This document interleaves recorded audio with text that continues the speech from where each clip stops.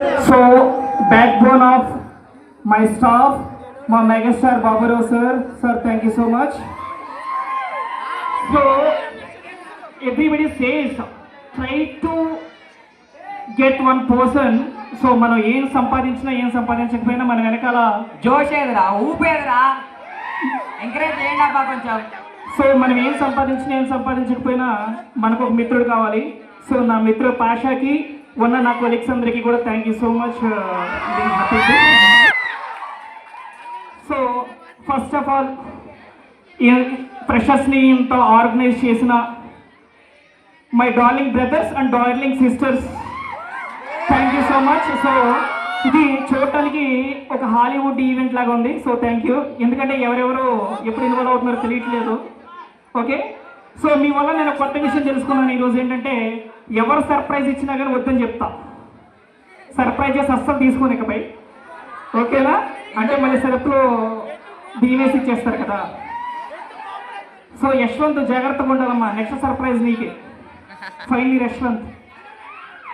Okay, so Sai junior గురించి చెప్పాలి అంటే నేను ఒకే ఒక 2 wordsలో చెప్తాను. So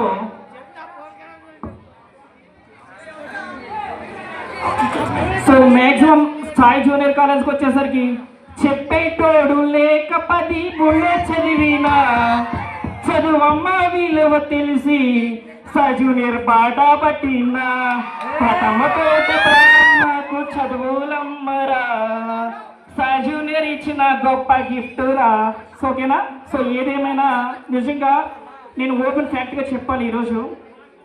so I don't know differences between how are you and who are you. When I came here 2012లో ఎప్పుడైతే ఇక్కడికి వచ్చిన తర్వాత సో స్టెబిలిటీగా చక్కగా ఉంచి సో అలా ఒక మంచి పొజిషన్స్లో ఇవాళ నిలపడం జరిగింది. సో నెక్స్ట్ స్టూడెంట్స్ గురించి ఏదో ఒకటి చెప్పాలి. సో ఆబ్వియస్లీ నేను లవర్ బాయ్స్ గురించి ఎక్కువ మాట్లాడను. ఓకే, సో మాదంతా ప్లెయిన్, మేమంతా ప్లెయిన్గా ఉంటాం. మాకు పుస్తకాలు లైబ్రరీలు ఈ తప్ప ఇంకా ఏముంటుందమ్మా. ఓకేనా యశ్వంత్? ఓకే, సో మనమంతా కూడా ఒకటి గుర్తుపెట్టుకోవాల్సిన విషయం ఏంటంటే మనం ఎంత హార్డ్ వర్క్ చేస్తున్నాం అనేది ఎవరికి తెలియదు. నేను భాష గారు ఉన్నప్పుడు మాట్లాడుకుంటూ ఉంటాం.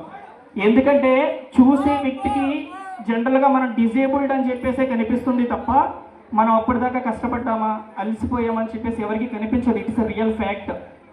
సో జనరల్గా మనం ఒకవేళ ఫర్ ఎగ్జాంపుల్ ఒక పానీపూరి తిన్నా సో వాళ్ళ ఫ్రెండ్ ఎవరో తీసుకొచ్చారు, బ్లైండ్ కదా రాలేడు, సో అందువల్ల వచ్చాడు తింటున్నాడు అనుకుంటా అంటారు. కానీ అప్పటిదాకా జాబ్ చేసి వచ్చామా చదువుకొని వచ్చామా అనేది ఎవరికి తెలియదు. It's a open fact.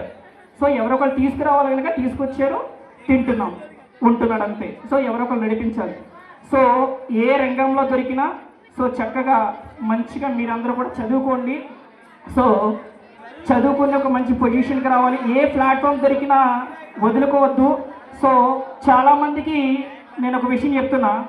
So enjoy చేస్తే గర్వంగా కాలర్ ఎగరేస్తే మనకంటే తోపేవాళ్ళు లేడు. సో అది అందరికీ తెలిసిన విషయమే.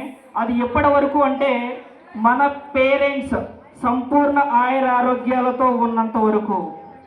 సో మన పేరెంట్స్ వాళ్ళ ఆరోగ్యం క్షీణిస్తే మన జీవితం ఒక క్వశ్చన్ మార్క్. రేపొద్దున ఎవరో చూస్తారని మాత్రం హోప్స్ పెట్టుకోవద్దు. ఈ ఒక్క ఓడు జాగ్రత్తగా గుర్తుపెట్టుకుని చక్కగా మంచి పొజిషన్లో మీరందరూ నిలబడడానికి ప్రయత్నం చేస్తారని చెప్పేసి మనస్ఫూర్తిగా కోరుకుంటున్నాను.